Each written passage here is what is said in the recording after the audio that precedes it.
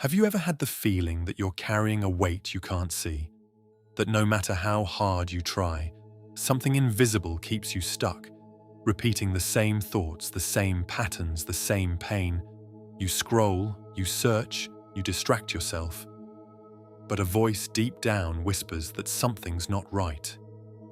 This video will not give you answers in the way you'd expect, but it's going to finally show you what you've been missing. Stick around, because over the next few minutes, we're going to explore something that could permanently change how you see yourself, your problems, and the world around you, forever. Let's begin. The first thing you must understand is this: your problems don't exist in the way you think they do. Most of what you call a problem is not happening in front of you. It's happening in your mind. Let's take an example. Someone sends you a short message. "We need to talk." Now, what does your mind do? It races. You imagine everything from rejection to failure to something going terribly wrong. Suddenly, your body reacts. Your stomach tightens, your chest sinks, your breathing becomes shallow. But what actually happened? A few words. The problem wasn't in the message. The problem was in your interpretation. You see, the mind loves to project fear into the future and drag pain from the past. It lives in everything but the now. And as long as you're trapped in this loop, life will feel heavier than it really is. But here's the powerful truth. If the mind creates the problem, then the mind can uncreate it too. Much of our suffering comes from our addiction to control.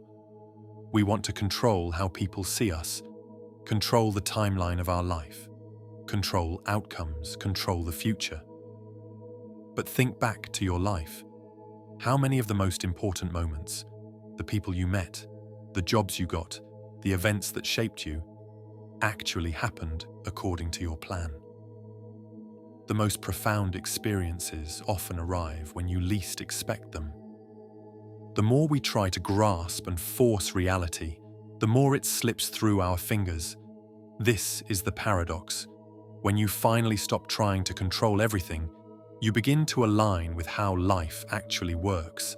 Surrender is not weakness. Surrender is power. It's the realization that you don't need to hold the whole world together. The world already knows how to hold you. Right now, close your eyes and notice the next thought that arises. Maybe it's about this video, maybe it's about what you need to do next, maybe it's totally random. Now ask yourself, did you choose that thought? Or did it just appear? You see, most of your thoughts aren't chosen. They're patterns, old loops, conditioned noise, and yet we attach to them as if they are truth. I'm not good enough. I'll never figure this out. What if everything goes wrong? These aren't facts. They're stories. You are not your thoughts. You are the observer of them. And when you realize this, you gain space. Space to breathe, space to choose, space to break free. This is the power of being the observer. Instead of drowning in the waves of your mind, you learn to sit on the shore and watch them roll by. We live in a world obsessed with fixing. Fix your body, fix your career, fix your relationship, fix your past. And yet, how many of those things have you tried to fix, only to find yourself still feeling empty? Here's the truth. Peace isn't something you arrive at after solving everything. Peace is the place from which solutions naturally emerge. Think of a stormy ocean. Try to solve a problem while you're in emotional chaos, and you'll only stir up more waves. But when the water stills, the answers rise to the surface on their own. You don't need to fix yourself to be worthy of peace. You need to see yourself clearly. And in that seeing, the healing begins. Imagine where your life could be 30 days from now if you applied what you're learning here. I've created an easy-to-follow guide to help you do just that. No fluff, just real tools that work to help you end the war in your mind and create the reality of your dreams. You'll find the link in the comments below. Now, let's get back to the video. From the moment you were born, you were whole, not perfect, but complete. You were enough before they told you who to be, before the world taught you to compare, to compete, to chase, and yet somewhere along the way you began believing you were broken, that you needed to do something or become someone in order to be lovable, valuable, worthy. But here's the divine joke. You've been searching for something outside that has always been within. You are not becoming something, you are remembering who you truly are.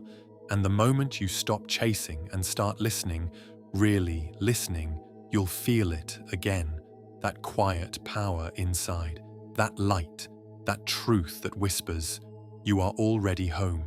Let this sink in. The moment you stop resisting your experience, stop fighting with your thoughts, stop judging your feelings, and just allow what is, the walls you thought surrounded you, disappear. The cage you felt trapped in wasn't real. It was built by fear, kept alive by thoughts, and held together by a belief that you were separate from life. That life was happening to you, but you are life itself.